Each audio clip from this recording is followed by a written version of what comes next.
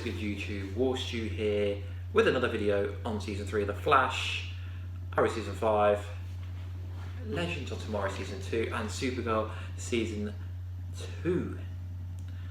So it's about the 4-night crossover. We've had some new information. If you aren't subscribed already, subscribe. In the top corner there will be a button on people that view on the PC. So let's get into it.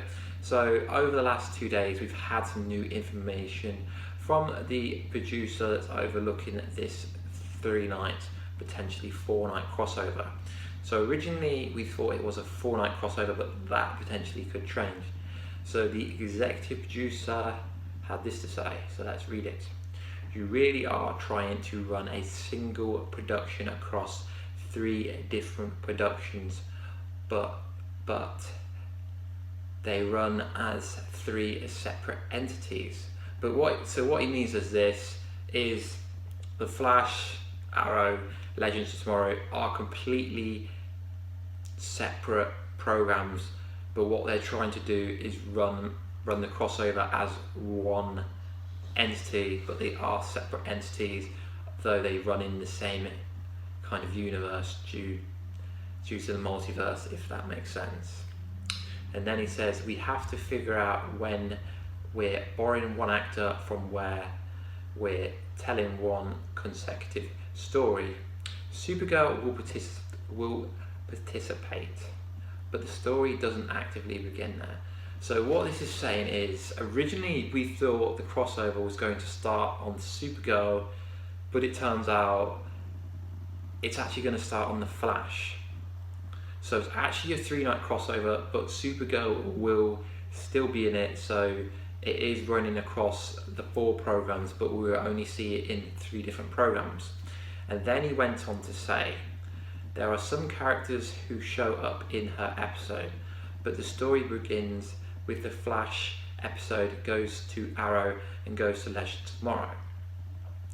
So it's going to be absolutely crazy to have a 3-night crossover on 3 different shows. Bear in mind they're all running different kind of storylines, but they're all gonna, like 3 identities are all gonna have to come together as one, as the producer said.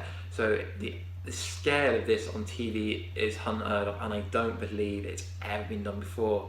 So it's potentially gonna make these 3 programs even bigger than they already are. And then he went on to say this, we're just getting into designing the bad guy for it, and we start now, but it doesn't air until the end of November. So there's still a lot of time, seeing as it's not October yet and the show actually hasn't started. We will put a lot of time between now and then figuring out the visual effects sequences. So this tells you that potentially the villain is going to use potentially a lot of CGI, potentially. I can't see them using someone like Killer Shark again, as they've already beaten him once, so it wouldn't be good to bring in a recurring bad guy. It would be better to bring in a new bad guy throughout the whole 3 programs. And then he said this, just today I was holding the 3 scripts back to back, the 180 pages of material. Damn, that's a lot. It's a 3-hour story. So essentially we are getting a movie over 3 shows, which is absolutely amazing, because most movies like Batman vs Superman was just over 2 hours, Suicide Squad was just over 2 hours. So it's going to be one story over 3 different entities, and it's going to be amazing. So essentially this is quite important information, as originally we thought it's a 4-night crossover.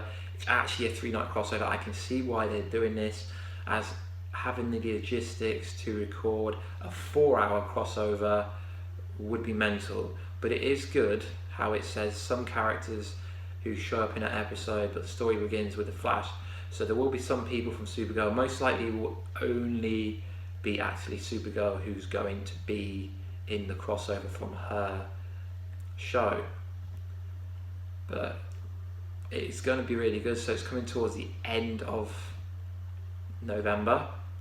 So potentially people usually say around episode 8, but if they're already up to episode 6, I believe, how can they be this far ahead? So I don't believe it'll be episode 8. It could be. It probably most likely it could be later on.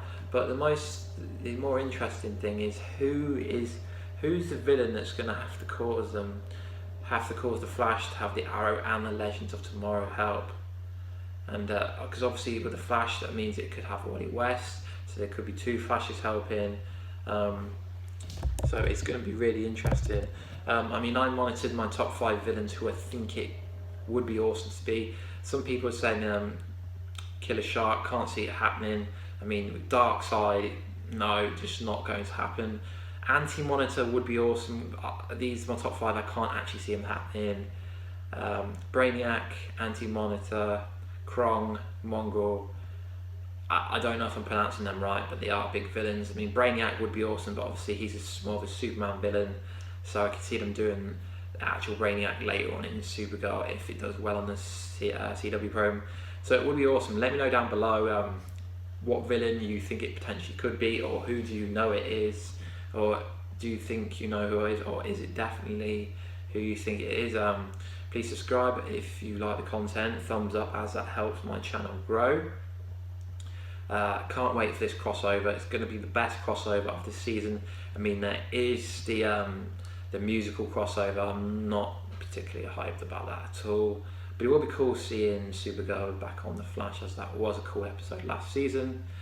So subscribe for more, thumbs up, and I'll see you in another video. Peace.